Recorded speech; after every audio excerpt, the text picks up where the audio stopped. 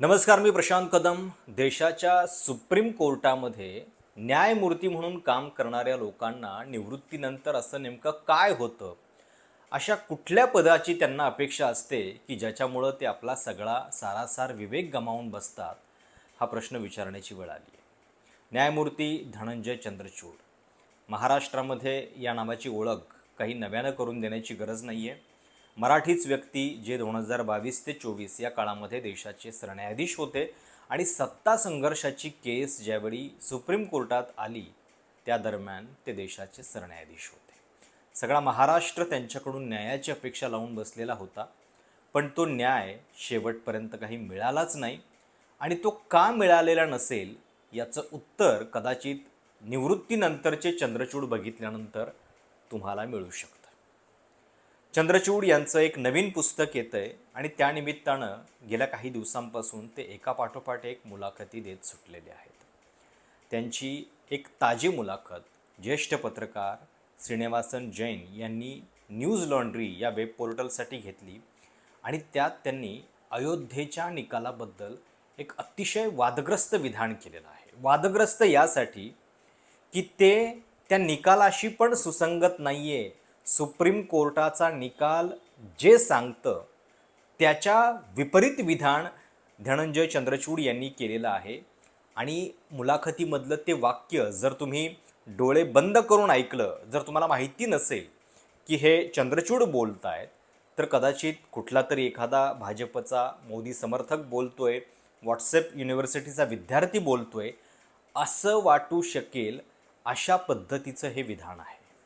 प्रश्न होता अयोध्येतल्या बाबरीच्या पतनाचा आणि त्याच्याबद्दल बोलताना श्रीनिवासन जैन त्यांना असं विचारतात की या निकालामध्ये ज्या पद्धतीनं मशिदीमध्ये त्यावेळी 1949ला अचानक मूर्ती आणून ठेवली, ही पण एक प्रकारे विटंबना नव्हती का? तर त्याच्यावरती चंद्रचूड असं म्हणतात की मुळामध्ये मशीद त्या जागेवरती उभारणं, बाबरी मशीद उभी करणं हीच एक मुळात विटंबना होती. त्यांचं एक्झॅक्ट वाक्य असं आहे की व्हेरी इरेक्शन ऑफ बाबरी मस्जिद was a fundamental act of desecration.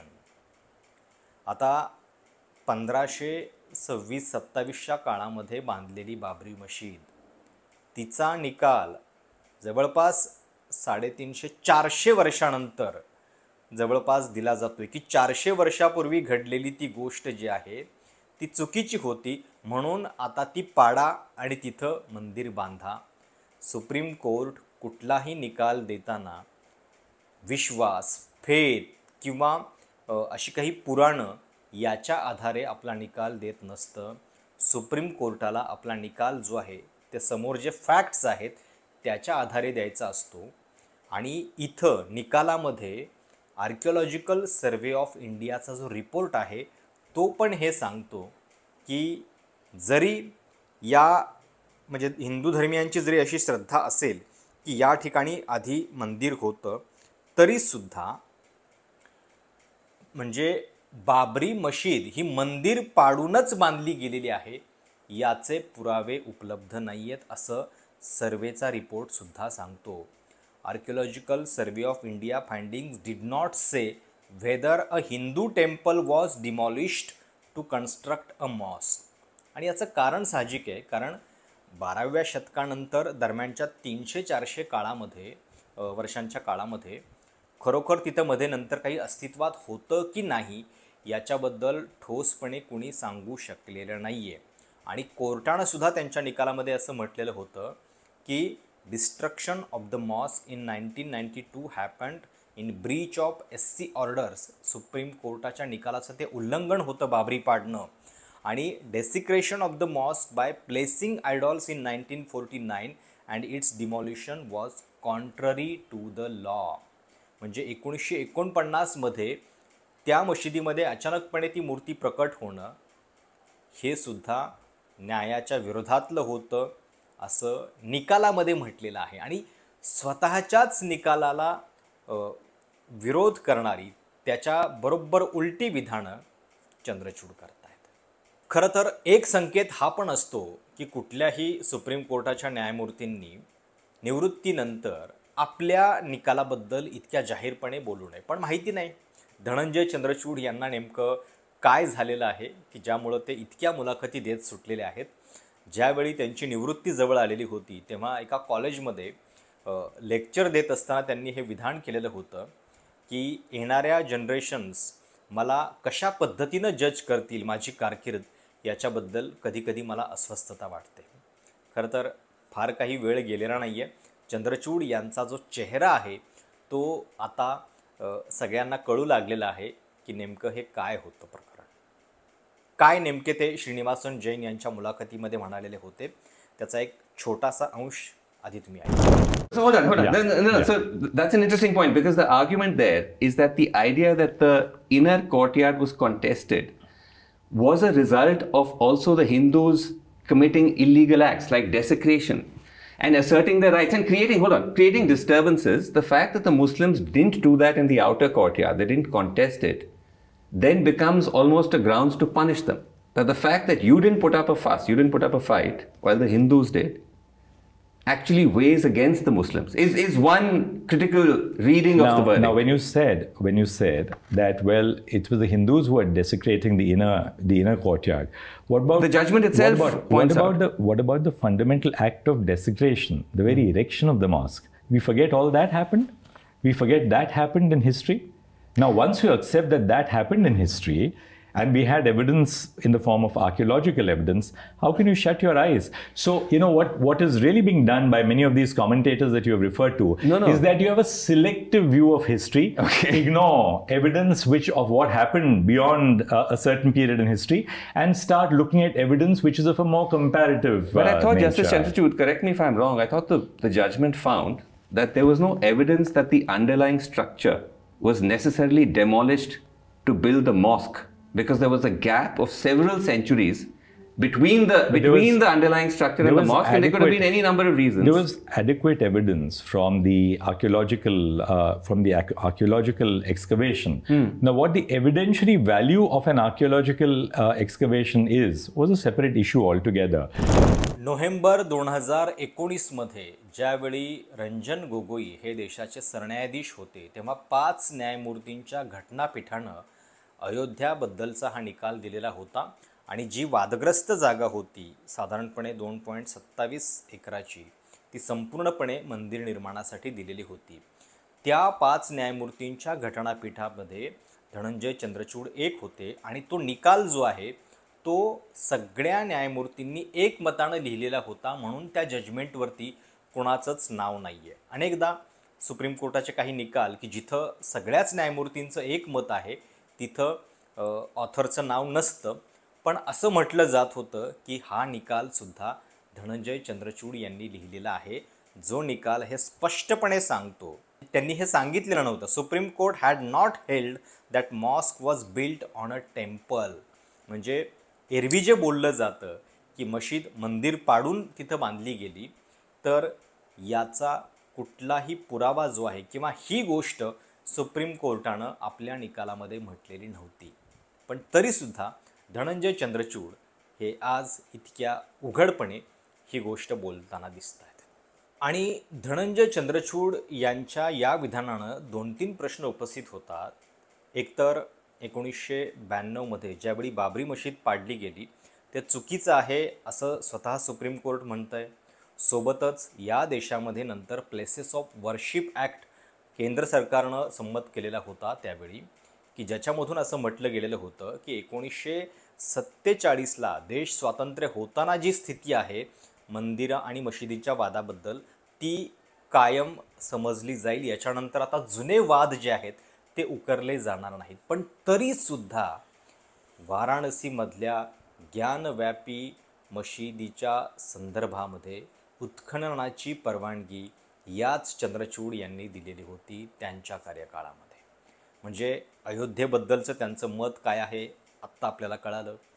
सोबतच वाराणसीमधला सुद्धा हा वाद चालू ठेवण्यासाठीची परवानगी त्यांच्याच कार्यकाळामध्ये मिळते. आणि या चंद्रचूड यांना आपण एकेकाळी म्हणजे 2016मध्ये ते सुप्रीम कोर्टामध्ये आले, त्याच्यानंतर 2022 ते 24 2 वर्षांचा कार्यकाळ त्यांना सरन्यायाधीश म्हणून मिळालेला होता. आणि त्यावेळी अचानक चंद्रचूड यांच्याबद्दल सगळ्यांना आशा वाटायला लागलेली होती. त्याचे कारणं अनेक असतील, कारण त्याच्या आधीचे जे सरन्यायाधीश होते ते थेटपणे सरकार धार्जिणे वाटत होते किंवा ते कुणाचीच चांगली कामाची छाप पडलेली नव्हती. त्यामुळं सगळ्यांना असं वाटलं होतं की आता चंद्रचूड येतील, याचा अर्थ काहीतरी होईल. म्हणजे त्यावेळेच्या बातम्यांचं हेडिंग मी तुम्हाला वाचून दाखवतो काय काय होतं. DY Chandrachud, a judge who is not afraid to dissent. Why the tenure of DY Chandrachud as Chief Justice is reason to hope. Why the new CGI means new hope for India. Chandrachud is known for giving law a human face. या सगळ्या बातम्या 2022च्या आहेत, ज्यावेळी चंद्रचूड देशाच्या सरन्यायाधीश पदाची सूत्र स्वीकारणार होते. म्हणजे एक प्रकारे सगळ्या लिबरल पुरोगामी वर्तुळाचे ते हिरो बनलेले होते, पण प्रत्यक्षात त्यांचा हा केवळ मुखवटा होता. आणि त्यांच्या कारकिर्दीमध्येच अनेक गोष्टी घडलेल्या होत्या. नंतर पंतप्रधान हे गणपतीची आरती करण्यासाठी त्यांच्या घरी गेलेले होते. चंद्रचूड यांच्या कार्यकाळामध्ये ज्या नियुक्त्या झाल्या त्याच्यामध्ये एकही महिला न्यायमूर्ती नियुक्त झाली नाही. ज्या चंद्रचूड यांनी खरं तर 2016मध्ये ते सुप्रीम कोर्टामध्ये न्यायमूर्ती म्हणून आले, त्याच्यानंतर काही चांगले निर्णय पण दिलेले होते. जसं की प्रायव्हसीचा अधिकार जो आहे तो फंडामेंटल अधिकार आहे, राईट टू प्रायव्हसी, हा निकाल चंद्रचूड यांच्या खंडपीठानं दिलेला होता. सोबतच कलम 377 जे आहे समलैंगिकतेला क्रिमिनलाइज करणारं, ते रद्द करणारं, म्हणजे एक प्रकारे अशा संबंधांचं गुन्हेगारीकरण रद्द करणारा जो सुप्रीम कोर्टाचा निर्णय होता तो चंद्रचूड यांच्याच न्यायपीठानं दिलेला होता. सोबतच काही म्हणजे सबरीमालाचा जो निर्णय होता, जिथं महिलांना प्रवेश देण्यात आलेला होता, त्या खंडपीठामध्ये सुद्धा धनंजय चंद्रचूड होते. अतिशय वादग्रस्त निकालामध्ये सुद्धा त्यांनी आपली डिसेंट नोट जी आहे ती कायम ठेवलेली होती. म्हणजे भीमा कोरेगावचं, म्हणजे आज लोकांना पटत नाही, म्हणजे खरं वाटणार नाही कदाचित, भीमा कोरेगावचा जो निकाल होता, भीमा कोरेगावमधल्या त्या सगळ्या प्रकरणामध्ये या लोकांना दोषी मानणारा जो निकाल होता, त्याच्यामध्ये चंद्रचूड यांची डिसेंट नोट होती. म्हणजे त्यांनी या निर्णयाला साथ दिलेली नव्हती. सोबतच आधार ॲक्ट ज्यावेळी असंवैधानिक पद्धतीनं मनी बिल म्हणून मोदी सरकारनं मंजूर केलेलं होतं, त्यालासुद्धा डिसेंट नोट चंद्रचूड यांनी लिहिलेली होती. आणि त्याच्यामुळं अनेक जे न्याय क्षेत्राशी वर्तुळित लोक आहेत त्या सगळ्यांनी त्यांचं खूप कौतुक केलेलं होतं आणि त्यांच्याकडनं खूप आशा आहेत अशा पद्धतीचं चित्र निर्माण झालेलं होतं. पण प्रत्यक्षात ज्यावेळी ते सरन्यायाधीश म्हणून रुजू झाले त्याच्यानंतर मात्र अनेक निर्णयामध्ये त्यांनी निराशा केली. त्यातला सगळ्यात महत्त्वाचा निकाल तर महाराष्ट्राच्या केस संदर्भातला आहे. महाराष्ट्र जे त्यांचं होम स्टेट आहे, जिथलं राजकारण त्यांना माहिती आहे, त्या संपूर्ण केसची सुनावणी त्यांच्या समोर झाली. पण चंद्रचूड शेवटपर्यंत याच्याबद्दल निर्णय ठोसपणे देऊ शकले नाहीत. केवळ त्यांनी राज्यपालांच्या भूमिकेवरती ताशेरे ओढले. जर उद्धव ठाकरेंनी राजीनामा दिला नसता तर आम्ही त्यांचं सरकार परत केलं असतं, अशी उगाचच एक हायपोथेसिस मांडणारी, कल्पनाचित्र रंगवणारी स्थिती सांगितली. पण प्रत्यक्षात निर्णय काय दिला तर काही नाही. अध्यक्षांना अनेकदा झापलं ते वेळेत निर्णय द्या म्हणून, पण ज्यानंतर अध्यक्षांनी निर्णय दिला त्याच्यानंतर त्यांचा निर्णय योग्य आहे की नाही हे सांगायला त्यांना वेळ मिळाला नाही. त्यामुळं चंद्रचूड यांची कारकीर्द ही प्रत्यक्ष न्याय करण्याच्या ऐवजी केवळ न्यायाचे दिखावे आणि त्याच्याबद्दल कोर्टात बसून ताशेरे ओढण्यातच गेली का, हा प्रश्न आता निर्माण होतोय. म्हणजे अनेक महत्त्वाच्या केसेसमध्ये जिथं भूमिका घेणं शक्य होतं, म्हणजे अदानींच्या केसमध्ये सेबीनं जी चौकशी करणं आवश्यक होतं त्या केसमध्ये सुद्धा त्यांनी फार महत्त्वाचा निकाल जो आहे तो दिला नाही. शेवटपर्यंत या सगळ्या प्रकरणामध्ये अगदी बोटचेपी भूमिका घेतली. त्याच्यानंतर वेगवेगळ्या प्रकरणामध्ये इलेक्ट्रॉल बॉन्डचा एक निर्णय त्यांच्या काळामध्ये आला, पण त्या निर्णयाचं पुढं काय, म्हणजे त्याची म्हणजे त्याच्यामध्ये काही हितसंबंध गुंतलेले होते का, हे शोधण्यासाठी पुन्हा एक याचिका दाखल झालेली होती.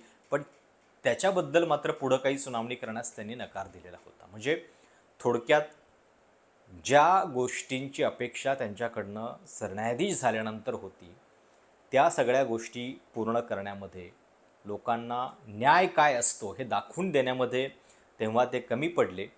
आणि आता निवृत्तीनंतर तर त्यांचं एक वेगळंच रूप बघायला मिळतं आहे. जे न्यायमूर्ती इतक्या ढळढळीतपणे अयोध्येच्या वादाबद्दलचं एक विधान करतायत, जे त्यांच्या स्वतःच्याच निकालाशी पूर्णपणे विसंगत आहे. त्यांनी बोलावं, जर त्यांची श्रद्धा असेल तर त्यांनी अगदी सगळ्याबद्दल बोलावं, देवाबद्दल बोलावं. आरती तर त्यांनी उघडपणे पंतप्रधानांच्या सोबतच केलेली होती. तो वैयक्तिक श्रद्धेचा भाग आहे, त्याच्याबद्दल आपल्याला काय बोलायचं नाही आहे. शेवटी घटनेनं तोही अधिकार सगळ्यांना दिलेला आहे. पण जेव्हा तुम्ही स्वतःच्या निकालाच्या विरोधात बोलता, जेव्हा तुम्ही कायद्याच्या विरोधात बोलता, तेव्हा तुम्ही त्या पदाचा अवमान करताय. आणि इतक्या मुलाखती देऊन जर त्यांना वाटत असेल की आपण आपली प्रसिद्धी पत मिळवतोय, तर ते मिळवत नाही आहेत. उलट स्वतःसह सर्वोच्च न्यायालय नावाच्या एका संस्थेची पत आणि प्रतिष्ठा कमी करतायत. आता कितीतरी न्यायमूर्तींनी निवृत्तीनंतर काय केलेलं आहे हे आपल्याला माहिती आहे. रंजन गोगोई 6 महिन्यात राज्यसभेवर गेलेले होते.